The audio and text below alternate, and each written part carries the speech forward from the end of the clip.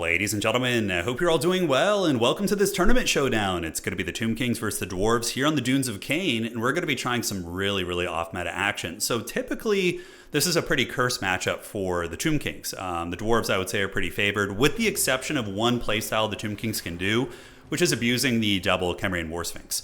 The double Chimerian War Sphinxes are just an insanely powerful monster, really good against infantry, and it's probably the only way that Tomb Kings can consistently compete with Dwarves, I would say.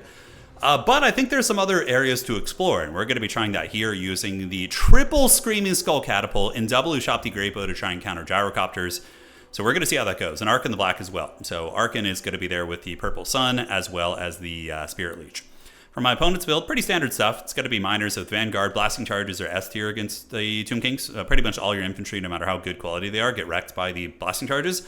And at the back, we got Iron Drake Trollhammer Torpedoes, some Grim Delvers to shut down diving, and Bolt Throwers and Cannons in the back. So some fun stuff with a Dragon Slayer as well as Grombrindle, the White Dwarf.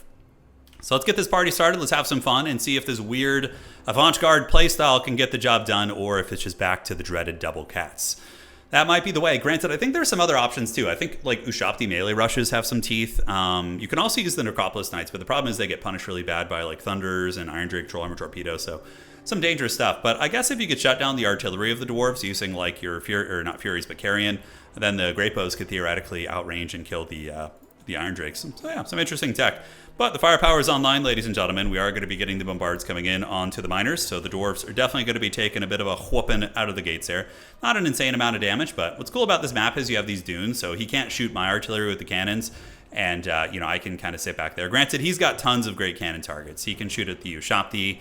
Arkan is also a good target, and I'm going to be calling in melee Shopti too, because they're just very good here. So we do grab Objective 2, but that's going to be very short-lived, but we will cackle there for as long as humanly possible. Sending one carrying around the back, just to force him to call in something that isn't like super optimal. That's going to be the idea.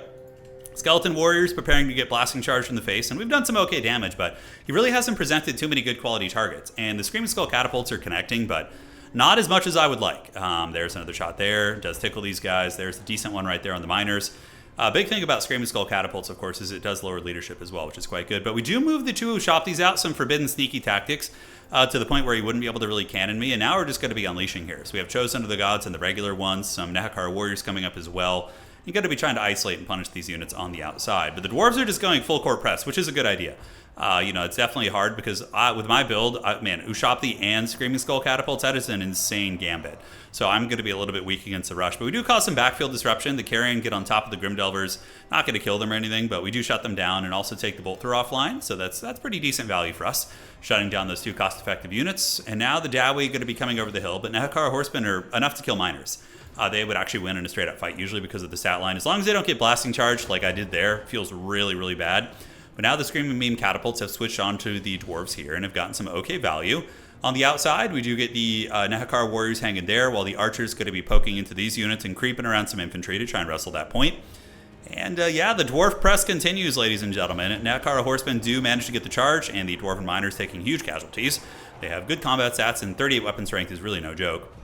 Another unit of Blasting Charges heading into my secondary, but thankfully we have another unit of Horsemen here who will be able to run them down. You could use Ushapti in a similar way, but they would be able to maybe push through the Ushapti and get on top of your artillery.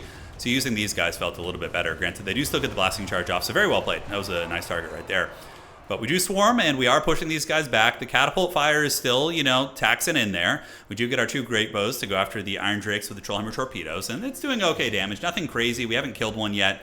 And my opponent is going to be zeroing in the cannon here in a second, which is going to be hurting. So certainly with sweating some bullets there. But the Nehekar Warriors, closing the distance against the Blasting Charges, will be able to put up a decent fight. If they don't get Blasting Charge, they can trade reasonably well.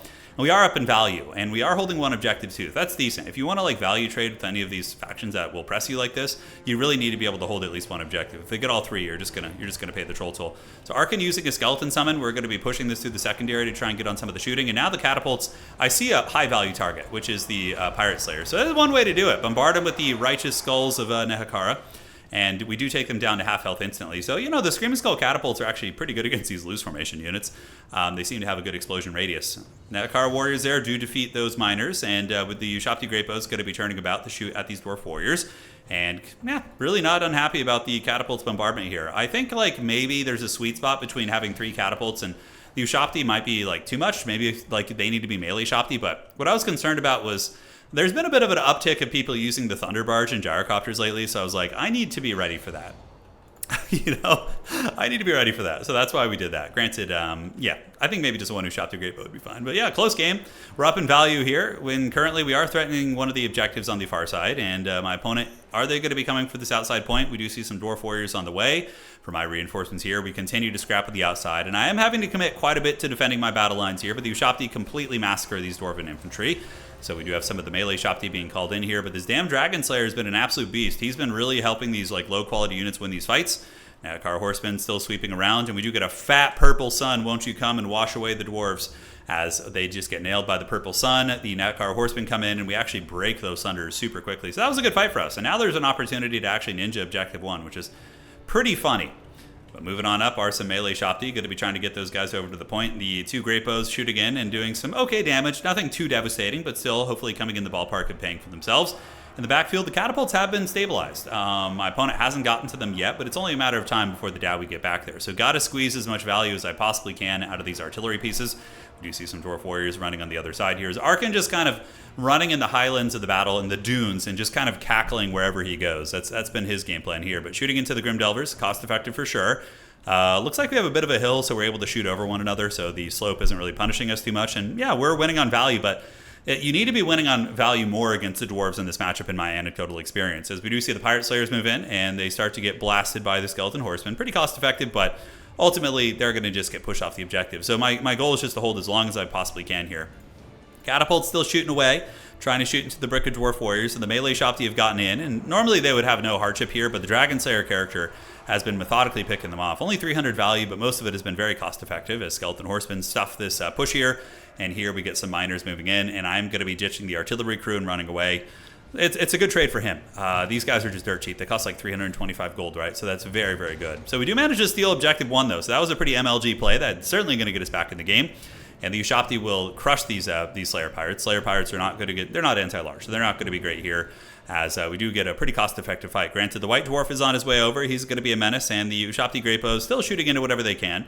And Catapults bombarding, and now the first Gyrocopter is on its way out, and we do use the Ushabti Summon to shut down the cannon, and the Ushabti Summon here is going to be continuing to pursue the Bolt Thrower crew, which is insane. God, they have 56 models there. That is so many Dwarves. That's like almost like a Dwarf Warrior unit that you got to fight off the objective. That's why Bolt Throwers are definitely a bit of a menace. One of the Screaming Skull Catapults got a little carried away. I was trying to get some, I had it locked into something on downtown, but yeah, unfortunately I do overextend it a little bit, which hurts. Great Bows still hanging here, but the Grim Delvers are getting in range. Could be a bit precarious. The melee Shopti doing good work, cutting through a ton of the Dwarven units, but sadly the White Dwarf, an absolute Giga Chad there, probably going to be able to push me off the objective. As Ark of the Black lurks around, going to be dropping a purple sun, won't you come? And like I said, wash away the dwarves once again. And we do get in there, and it gets a good spin. It actually goes right into the center of the unit, probably going to break their leadership. Purple sun is unironically pretty okay against dwarves.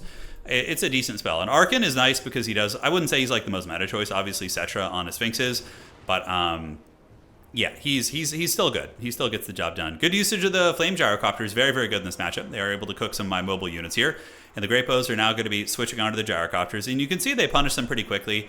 Carrion are very good against Gyrocopters as well. And honestly, you could probably just not bring the Great Bows and maybe use the Carrion to just chase them. If you brought like 3 or 4 Carrion, that might be enough to keep Gyrocopters honest. Granted, the Thunder Barge would probably end your career, though. Oh, I don't know. Double Carrion Sphinxes are good. So moving up here, we do see the Dragon Slayer character taking some damage from the Ushabti, still bombarding away, but unfortunately the Dwarves are going to be getting a triple cap here, ladies and gentlemen. We do see the side objective being taken here. Great Bows continue shooting away and getting good value, and that's not, the value trading isn't the, you know, if this is a land battle, it's a pretty even fight, but in domination, you got to contest the field. You can't just sit in the corner with 3 catapults and bombard, right? But we continue shooting into the Slayers. These guys taking some damage. Ark in the Black fighting and trying to recharge his Lich Staff a little bit. And now we got some Carrion lurking into the secondary. That damn cannon came back online too, and it still has 4 cannons. So the fact that he got back that online and managed to stabilize it is so freaking good. We are making a bum rush for this point.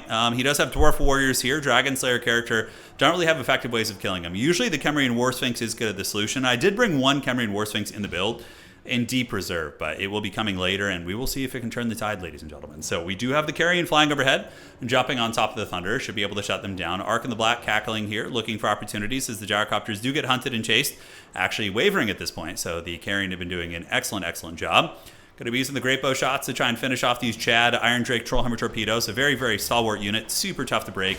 High armor, much like these Skaven Globadiers, who just have obscene armor values. But these guys, of course, have just good leadership as well. So, okay, that didn't make sense to me. These guys only have 90 armor. They have higher armor than that. Yeah, it's base 125. Okay, it's just fatigue. I was going to say the Skaven ones have 100 armor.